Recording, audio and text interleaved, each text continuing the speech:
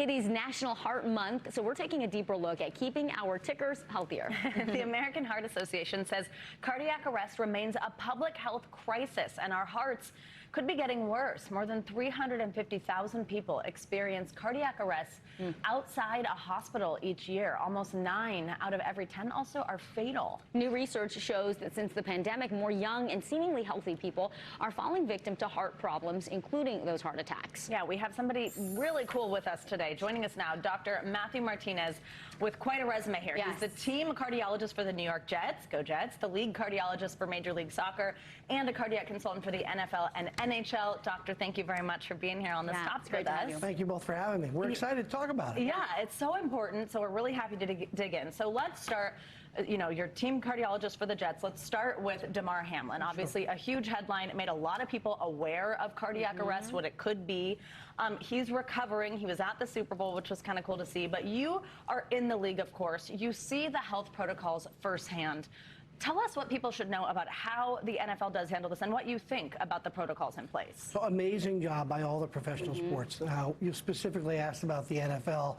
So they do a history and physical exam. They do an electrocardiogram or an EKG preseason. In fact, all of the leagues essentially do that.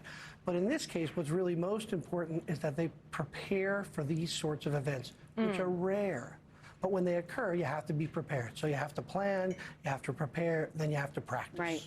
And they did, and they got to him so quickly. Yeah. And we're so glad he's with us. No so question. Impressive. A lot of parents watch our show, and a lot of their kids are involved in sports.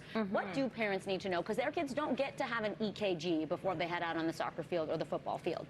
So exercise is medicine. It's really important that we're producing lifelong exercisers and athletes, just like we do with school. So you should talk to your doctor. There's an opportunity to talk to your healthcare provider about what your family story is, what their symptoms might be, what their risk might be, and then if any additional testing needs to be done, talk to your providers. So go to your pediatrician and say, hey, we have a history of heart disease. What do I need to know if my little one is getting involved in sports? Okay, great.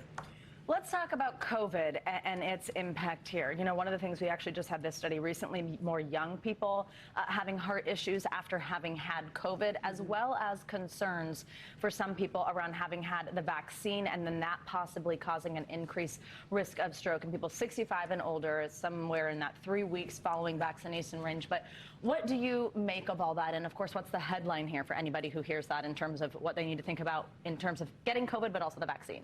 What's important here is, again, talk to your healthcare provider about whether or not you might benefit from it. It's an individual decision that your healthcare provider should help with, that we are not seeing an increased signal in younger athletes, at least at the professional level, with regards to the vaccine. And remember, one, some of those athletes that are being reported didn't have COVID and they didn't have the vaccine.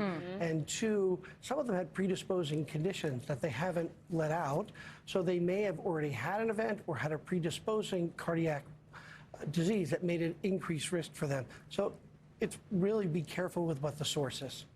All right, Dr. Matthew Martinez, you basically take care of like all the hearts of the athletes that we see in all these professional sports leagues. Yeah, you do NBA work too, right? I do. So I think what's important about that is that we can take some lessons from those professional teams.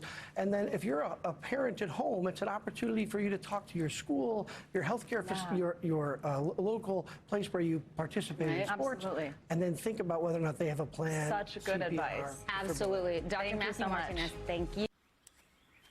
This is the sound of better